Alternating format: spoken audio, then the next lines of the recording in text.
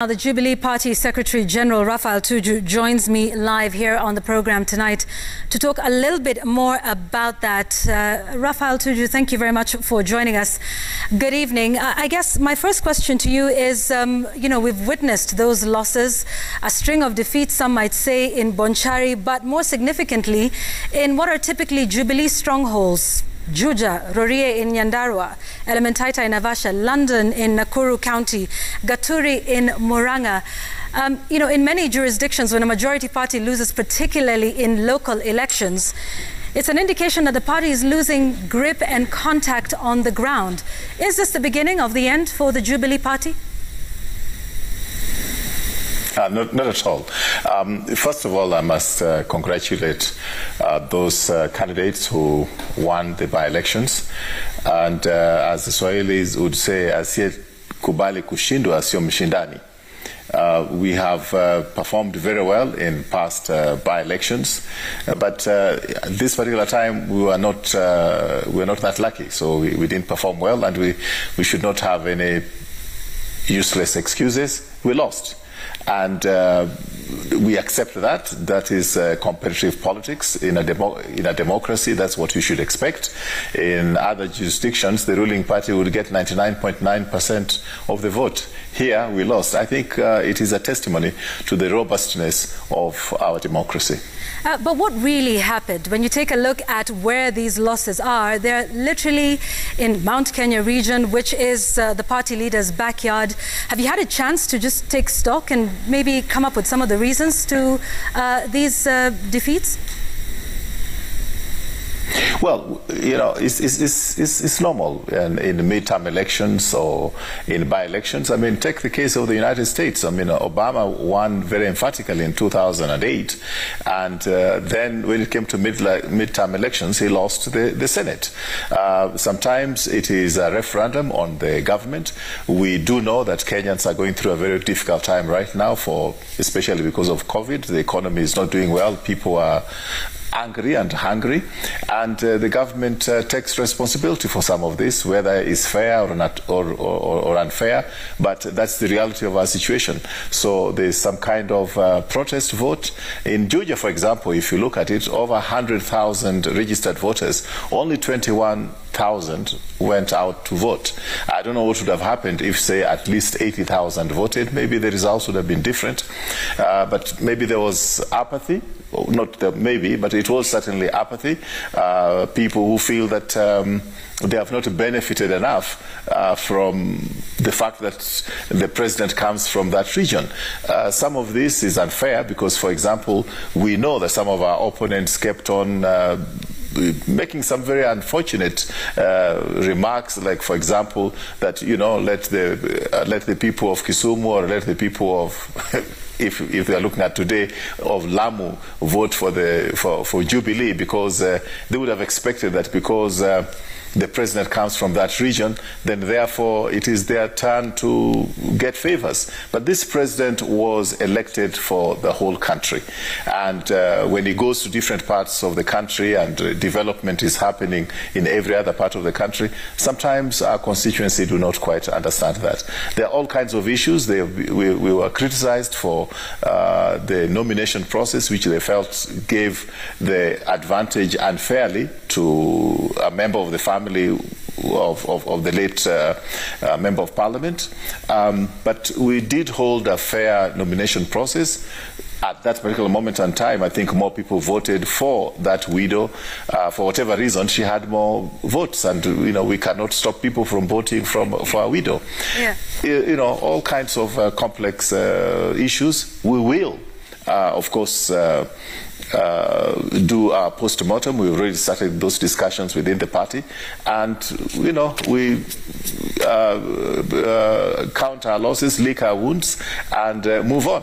All right. Yet some within the Jubilee Party have accused you as Party Secretary General, as well as the Vice Chair of the party, saying that there's an air of militarization within the party, of chasing away people who are of different views to what are the party policies.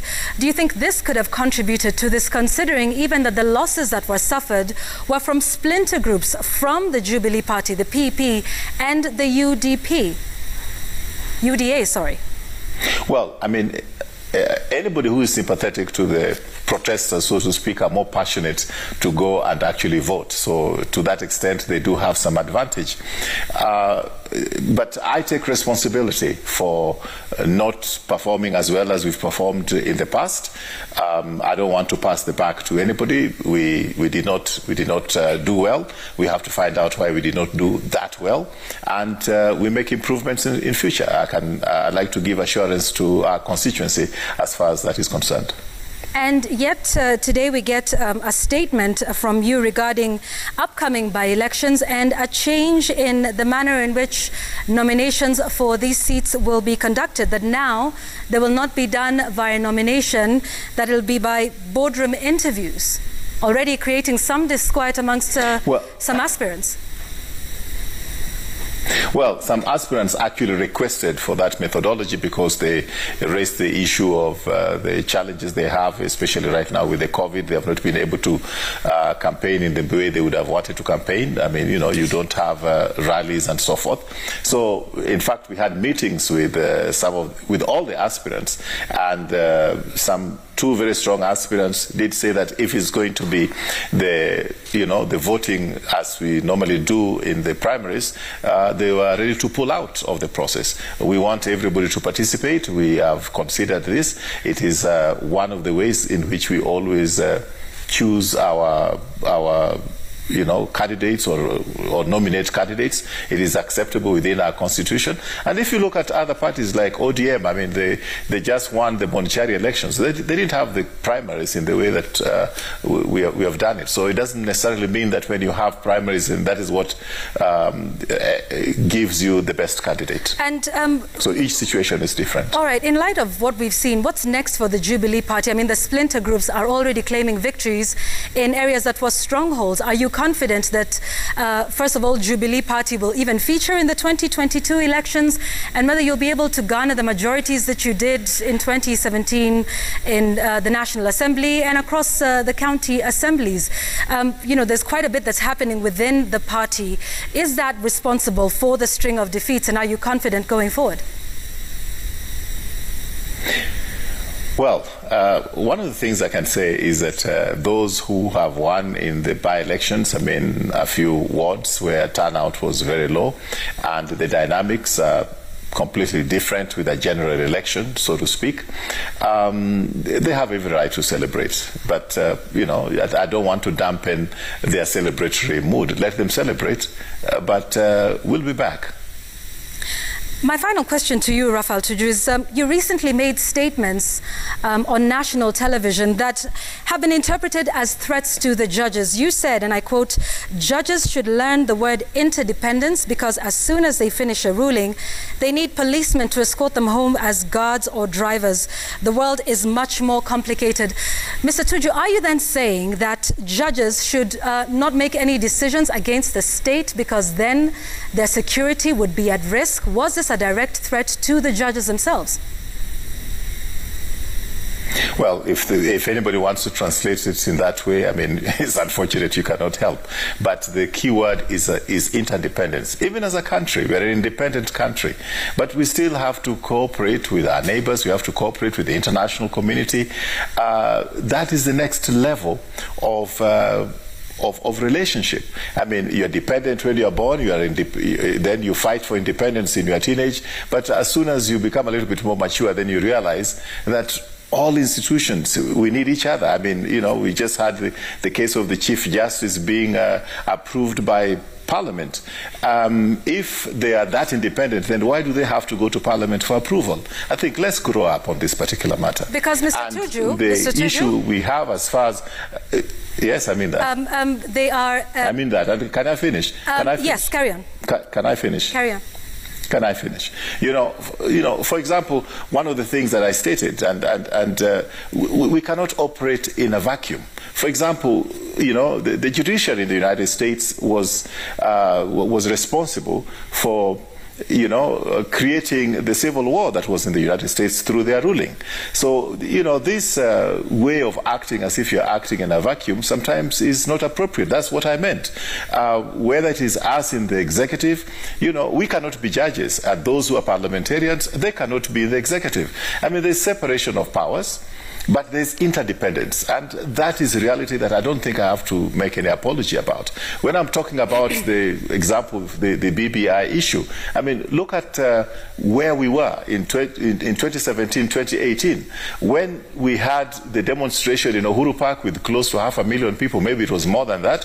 If those people decided to go into State House, they were told to march into State House, and State House decided to respond by stopping them from getting into State House, would have had a blood bath. All right, Mr. Tuju, allow me to interject. That situation. Allow me to interject for a moment, because you've used the word cooperate and interdependence.